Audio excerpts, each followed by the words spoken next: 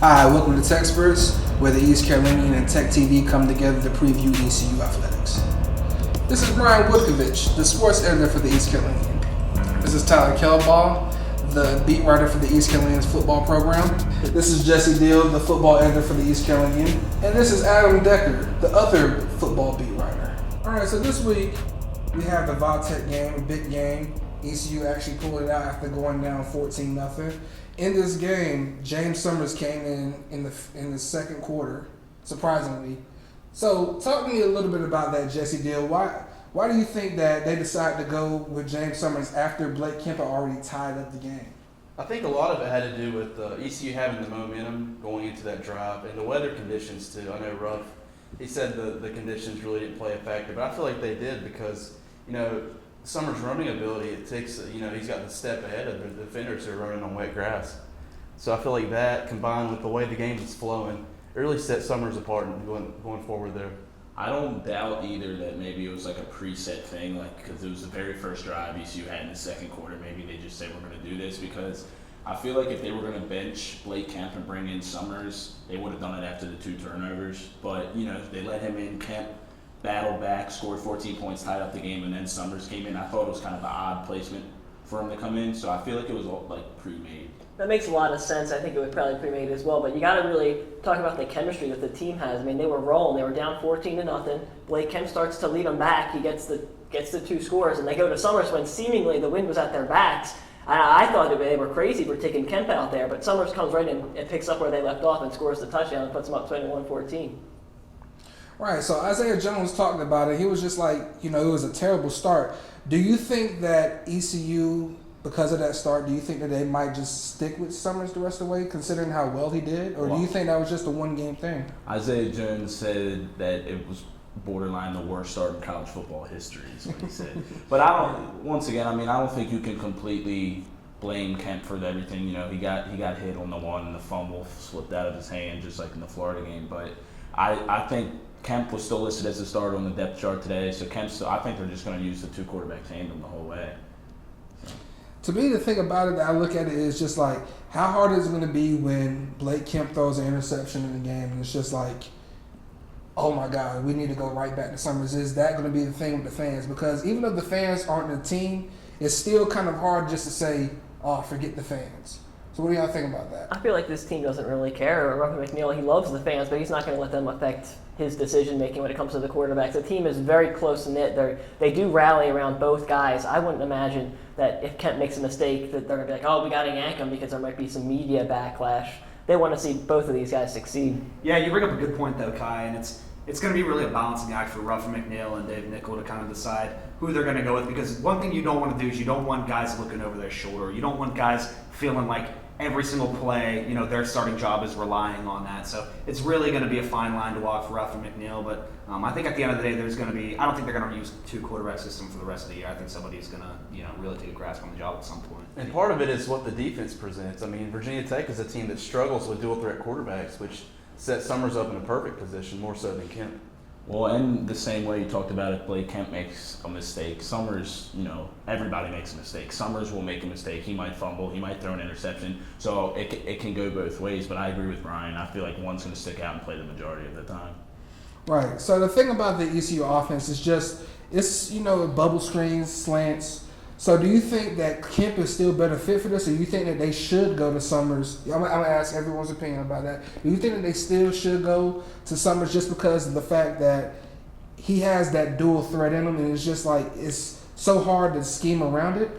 I think everybody wants to see Summers just because he's an exciting playmaker. He's elusive. He had that 41-yard run up the middle, spin move, broken tackle. He's just more of a fun player to watch, whereas Kemp is more of a game manager type player. But I really just think it, depending on their opponent. That's what I think. Yeah, Virginia Tech was bad against the dual threat quarterbacks, and maybe a team they play in the future won't be able to defend the pass. So, so it's really just going to a game by game basis, basically. All right. So what do you think, Justin? You got to look at the running game. I mean, against Florida and Navy, the running game was non-existent.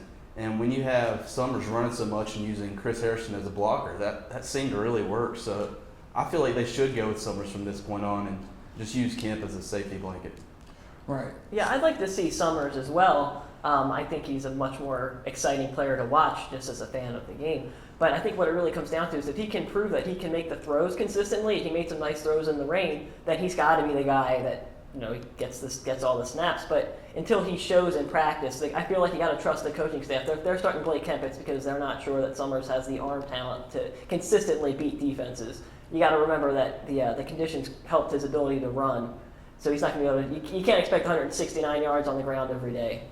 Yeah, I think if you're comparing the two, James Summers certainly has the most potential out of him and Blake Kemp, and he's more dynamic and he can do so many more things. But people are definitely forgetting the fact that pretty much all he did was run zone reads and throw quick passes, and they didn't try to stretch the field with him. We still don't know how much of an arm he has and if he can really throw an accurate deep ball. And we don't really know how much of a grasp he has on this playbook because they didn't open it up to him. So it's really easy for people to forget that he's only been in this offense for 5 weeks as a quarterback, and you just expect the guy to come in and know everything, and it doesn't work like that. So I think that is definitely, like you guys said, a reason why there maybe if he is going to be the starter, they're easing him into that starting role, letting Blake Kemp kind of play it out a little bit until, and I think inevitably James Summers more than likely will be the starting quarterback at some point.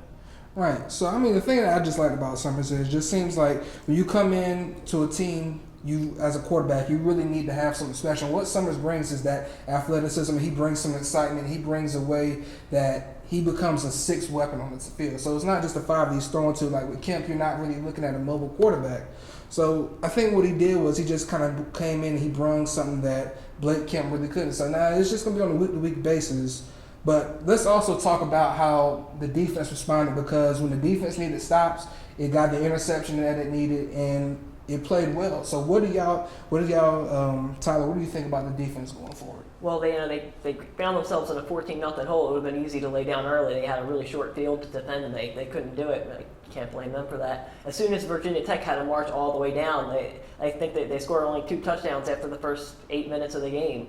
So if you're Coach Rick Smith, you gotta love the job that your defense did. Now the rain definitely helped, but they did a great job tackling. That was really what it came down to in the conditions. ECU out tackled Virginia Tech. A very eye-opening player too was Jordan Williams. Zeke Bigger was on and off of the field with a hand injury. He would play one possession, sit out one possession. It was, he only had 6 tackles, like 4th or 5th on the team, which is a low number for him. And Jordan Williams, the other inside linebacker, really stepped up for the Pirates. He had 13 tackles and the interception, former walk-on player, so he definitely stepped up and filled Zeke's shoes. And Biggers is going to have that cast on for at least a month. Rick Smith said last night he's got a fractured bone in his hand, so some of the other linebackers are really going to have to step up, and I think Joe Alley and Jordan Williams are 2 that definitely can do that. Right, it's going to be hard to replace Zeke Bigger if he can't play every snap. So what is the defense going to do against this spread that SMU has? What has ECU traditionally done against the spread? Well, I feel like in the Navy game and in the Virginia Tech game, the defense was the one everybody had their eyes on, because could they stop the run? And I feel like they did a pretty good job against that for Virginia Tech. So now it's going to stay on the defense, but shift to the defensive backs, the safeties, and see how they are in coverage. And other than Florida, Florida did some good things. Florida spread them out, and but I think the secondary played decently well against Florida. I don't think the secondary has really been fully exposed yet. So the SMU attack will definitely help us learn some new things about the Pirate defense.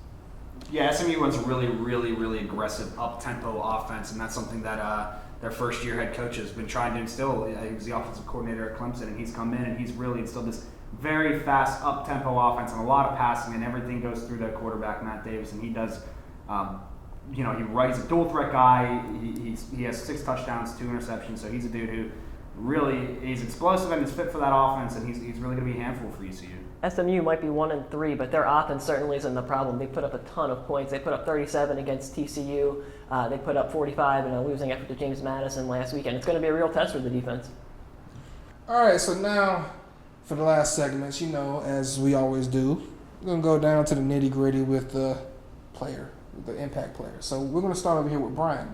What is your impact player for this week, Brian? Give me linebacker Joe Alley. I think he's going to be a big part of what they're going to try to do defensively to stymie that up-tempo SMU offense. I think with Zeke Bigger being more than likely in a limited role, I think Joe Alley is really going to be a big part of that, because what he does on the inside is they're going to ask him to take some time in coverage, and he's probably going to be spying the quarterback. So I expect him to be a big part of what they're going to try to do to shut down SMU. All right, Tyler, what's your impact player? I'm going to going take this week? Trayvon Brown. He had a nice game back against Virginia Tech. I think ECU is going to have to put up a ton of points if they're going to win this game against SMU, and the wide receivers are going to have to be the guys to do it. All right, Jesse, what can we get for you from that impact player for this week? Taking Isaiah Jones, who is on pace for almost 1,200 receiving yards this season. Last year against SMU, he had 130 yards and 9 catches. And he is definitely playing up to his level this season. He's taken some of the weight off the offense and putting kind of an effort that Hardy had last season, taking the same kind of role. Right, being a safety blanket for both Blake Kemp and James Summers. So, Adam Decker, what can I get from you this week? I'm going to take tight end Bryce Williams. This will be the third defense ECU has seen that runs the 4-2-5 defensive formation. Bryce Williams performed well in both. So I'm really expecting him to have a big game. Same thing, safety blanket, just like Isaiah Jones. He's a big body across the middle that, if quarterback's ever in some trouble, just throw it to him. Right, Bryce Williams been huge this week. Excuse me, been huge this year as well. All right, so now we're going to go down to predictions.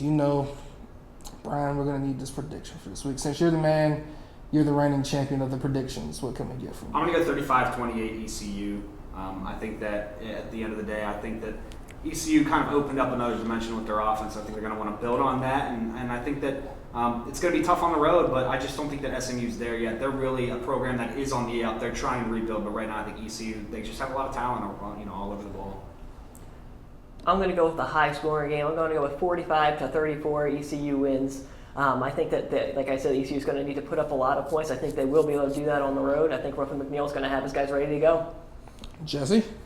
I'm taking ECU 38-24. The Pirates are coming off a great performance. Even though you can't overlook SMU, last year in Dowdy-Ficklin Stadium, the Mustangs are only down 11 points going into the fourth quarter, and that was a game a lot of people thought ECU should have blown out of the water, and that didn't happen. All right, Adam? I'm going to take ECU as well. I'm going to go 38-31 ECU. SMU's put up a very big fight against Baylor and TCU, so I definitely think they're going to score some points. But ultimately, I think the Pirates will just come out guns blazing. I'm going 47-45 SMU. Yeah. Just because you got the Mustangs and you got the death penalty and you got everything going for you, and it's just going to be all up there in Dallas, and Dallas is going to be mad because of the Cowboys loss, and it's just going to be an excellent game, and the Mustangs are going to come out there and they're going to dominate. Game-ending and get safety. 47-45. There's your hot take, folks. There we go. Game-ending safety. Game-ending safety. Yeah. And for ECU, I'm going, for the impact player, I'm going Montez Overton. Montez Overton, he's going to get an interception, and he's going to take one back to the house, which then will force SMU to go back down the field and score for the game winner. Game over, 47-45 SMU. There you have it. You heard it here first. All right, so thank you for joining us. This has been TECsperts. Watch us next week. Thank you.